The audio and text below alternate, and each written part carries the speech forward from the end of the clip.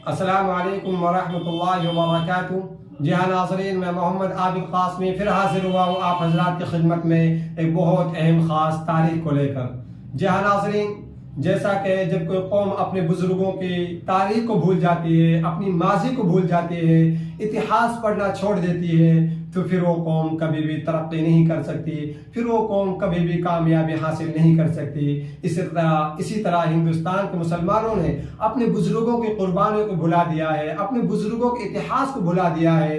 यही वजह है जब मुसलमान अपने बुजुर्गों की कुर्बानियों को भूल चुके हैं, तो आज हिंदुस्तान की तारीख को एक नए तौर पर पेश किया जा रहा है, नए तरीके पर पेश किया जा रहा है, हिंदुस्तान के तारीख को बदला जा रहा है। इसी तरह के एक वीडियो हम आपको सुनाते हैं कि औरंगजेब आलम के बारे में किस तरह जहर उगला जा रहा है, किस तरह औरंगजेब आलम को हिंदू मुखालिफ बनाकर पेश किया जा रहा है। आप इस क्लिप को सुनिए और आपको बताएंगे कि हमारे इतिहासकारों ने औरंगजेब के बारे में हमारे देश के लोगों को कितना बहकाया है, और आज भी हमारे देश के लोग इन मुगल शासकों को महान और बहादुर बादशाह समझते हैं। लेकिन आज हम इस भ्रम को तोड़ेंगे। ये खबर आज हम आपको इसलिए दिखा रहे हैं क्योंकि काशी के ज्ञानवापी मस्जिद विवाद के बाद अब हमारे देश में औरंगजेब की चर्चा चारों तरफ है। और औरंगजेब ने ही वर्ष 1669 में काशी विश्वनाथ मंदिर को तोड़कर वहां मस्जिद बनाने का आदेश दिया था।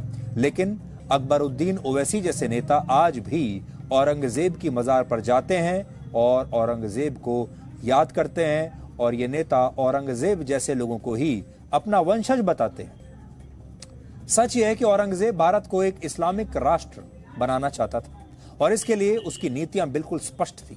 वो हिंदुओं से नफरत करता था और हिंदुओं को पूरी तरह से या तो समाप्त करना चाहता था या चाहता था कि हिंदू इस्लाम को अपना लें। जी हाँ नाजरीन, आपने वीडियो सुना कि इस वीडियो के अंदर किस तरह औरंगजेब आलमगीरी को हिंदू मुखालिफ बनाकर पेश कर रहा है, हिंदुओं पर जुल्म करने वाला बादशाह बनाकर पेश कर रहा है, सब जबकि सरासर गलत और झूठ पर मबनी है। मैं आपने बतला दी ये बात कि औरंगजेब आलमगीरी के बारे में मुवाफिकीन ही नहीं बल्कि मुखालिफिन भी ये बात कहते थे कि तख्त शाही पर बैठने वाला एक दुर्वेश है, मुनसिफ है, अपनी रियाया के दरमियान में इंसाफ करने वाला है। मैं आपने बतला दी बात, जब औरंगजेब आलम ने 80 टैक्सों को माफ किया था, उनमें कई टैक्स ऐसे थे जिनका ताल्लुक सिर्फ और सिर्फ गैर मुस्लिमों से था, हिंदुओं से था, लेकिन फिर भी उन्होंने उनको माफ किया है। जैसे गंगा पूजा टैक्स, गंगा स्नान टैक्स और गंगा में मुर्दों को बहाने का टैक्स वगैरह वगैरह, ऐसे टैक्स जिनका ताल्लुक सिर्फ और सिर्फ हिंदुओं से है, लेकिन फिर भी औरंगजेब आलम ने इनको माफ कर दिया था, खत्म कर दिया था। और अगर औरंगजेब आलम हिंदू मुखालिफ होता, हिंदुओं का दुश्मन होता, हिंदुओं पर जुल्म करने वाला होता, तो कभी भी इस तरह के टैक्स को माफ नहीं करता। लिहाजा औरंगजेब आलम की पूरी जिंदगी इस बात मजलूब को इंसाफ दिलाया जाए, हर आदमी की फरियाद को सुना जाए, इसी वजह से वो दिन में 2 या 3 बार दरबार आम करते थे, ताकि हाजिरी में किसी के लिए किसी तरह की कोई रुकावट ना हो। हर छोटा बड़ा, अमीर गरीब, मुसलमान हो चाहे गैर मुस्लिम हो, हर आदमी बगैर तकल्लुफ के, बगैर परेशानी की अपनी फरियाद को पेश कर सके और उसको इंसाफ दिलाया जा सके। औरंगजेब आलमगीरी चाहे अपना खानदान हो, चाहे अपने शहजादा हो, चाहे मुकर्रब ओहदेदारों के खिलाफ कोई शिकायत हो, जब फैसला करता तो इंसाफ के साथ करता, किसी के दरमियान में कोई फर्क नहीं करता था। इसके अलावा उन्होंने दूर दराज के लोगों के लिए 1022 हिजरी में एक फरमान के जरिए से हर जिले में सरकारी नुमाइंदे मुकर्रर कर दिए थे। उन सरकारी नुमाइंदों को मुकर्रर करने का मकसद ये था, अगर लोगों को बादशाह से शिकायत है या हुकूमत के खिलाफ शिकायत करनी है तो उनके सामने अपनी बात को पेश करे, और उसके बाद वो नुमाइंदे उसकी तहकीक करेंगे और फिर तहकीक करेंगे और उसके बाद उसकी फरियाद को पूरा किया जाएगा।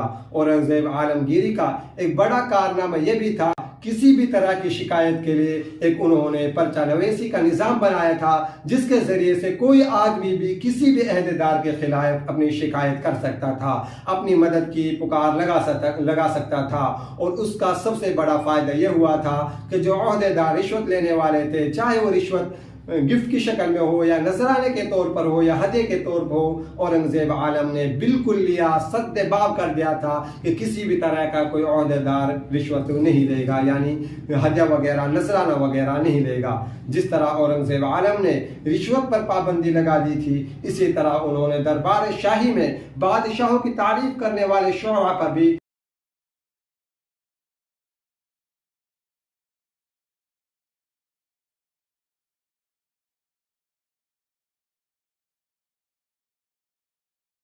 को ख़त्म करके चीनी की दवात रखनी शुरू कर दी थी। इसके अलावा बहुत ऐसे फजूल काम थे, उन सब को ख़त्म कर दिया था। जैसा कि इस ज़माने में पीएम होता है, उसके लिए हर तरह की फैसिलिटी दी जाती है, हर तरह की सिक्योरिटी दी जाती है, एक पूरा मकान उसके लिए दिया जाता है। औरंगज़ेब आलम ने इन तमाम चीज़ों को अपने लिए पसंद नहीं किया और इन पर बिल्कुल पाबंदी लगा दी थी। औरंगज़ेब आलम ने अपने लिए न किसी महल को बनाया, न ही किसी गार्डन को बनाया, न ही कोई अपने लिए कोई ऐसी ऐश इज़्ज़त की चीज़ों को बनाया था। ये सारी चीज़ें बतलाती